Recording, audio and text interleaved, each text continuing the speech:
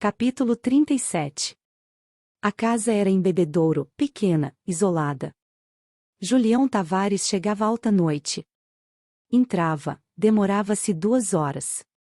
Afastava-me, para não despertar suspeitas, mas à saída andava por ali e distinguia um vulto que tinha a gola do paletó erguida e evitava os pontos iluminados. Havia raros transeuntes, e a ligação durou pouco, não chegou a dar nas vistas. Julião Tavares seguia pela rodagem, rente aos jardins dos palacetes adormecidos. Ou acompanhava a estrada de ferro, que atravessa a rua, ganha os fundos das casas. Ali era o silêncio, uma sombra que algumas lâmpadas muito distanciadas e os becos por onde espirra um pouco de luz interrompiam. A água do mangue apresentava manchas baças entre as árvores. Aproximando-me, ouvia perfeitamente os passos do homem nas folhas secas. Por que era que aquele sem-vergonha caminhava como se estivesse em casa, pisando no chão pago? Em toda a parte era assim. Derramava-se no bonde, e se alguém lhe tocava as pernas, desenroscava-se com lentidão e lançava ao importuno um olhar duro. Eu encolhia-me, reduzia-me, em caso de necessidade, sentava-me com uma das nádegas. As viagens se tornavam horrivelmente incomodas, mas havia-me habituado a elas, e ainda que o carro estivesse deserto, não poderia espalhar-me como Julião Tavares, receava que me viessem empurrar e tomar, sem pedir licença, algumas polegadas da tábua estreita. Aqueles modos davam-me a impressão de que tudo em roda era dele. Os passeios públicos eram dele. Certamente ninguém me proibia andar nos jardins, sentar-me, ver as mulheres. Mas as mulheres não reparavam em mim, pessoas conhecidas olhavam-me distraidamente. Demais, enquanto me achava ali, perseguia-me a recordação da vida ordinária, e isto me estragava a hora mesquinha de folga. Os canteiros, o coreto, os globos opalinos, não me serviam para nada. Estimaria que os fios da Nordeste encrencassem e a cidade ficasse às escuras. Mover-me-ia como um cego, esqueceria as mulheres pintadas que imitam Dona Mercedes, esqueceria Julião Tavares, que estava em todos os bancos. A treva apagaria aquela exposição desagradável. Mas dar-me-ia a recordação de coisas mais desagradáveis ainda.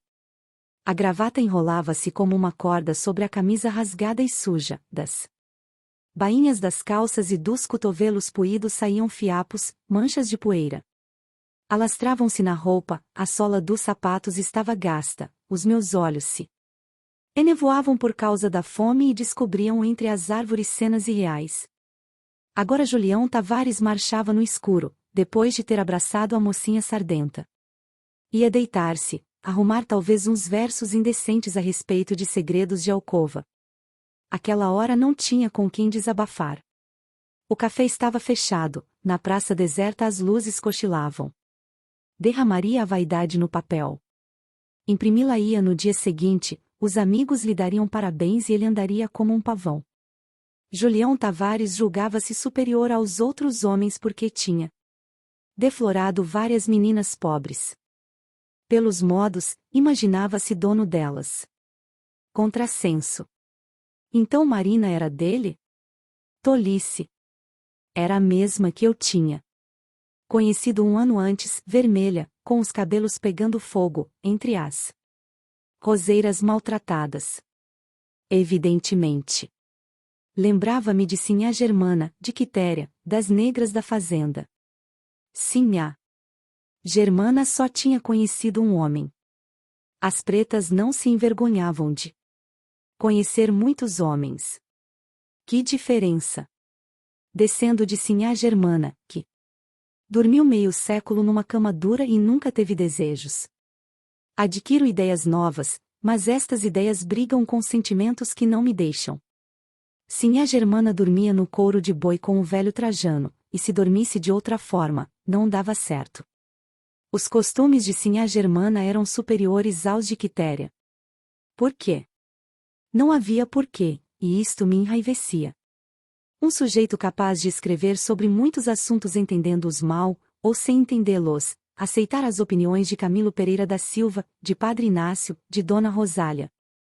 Essas opiniões não tinham pé nem cabeça. Marina valia o que tinha valido antes de engrossar a barriga e procurar Dona Albertina. As mesmas pernas bem feitas, os mesmos braços que mexiam as roseiras do quintal pobre, os mesmos cabelos que pareciam oxigenados, os mesmos olhos traquinas.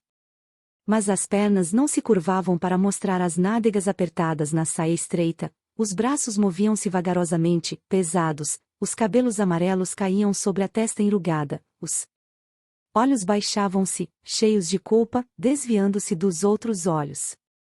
Esta consciência de inferioridade era contagiosa.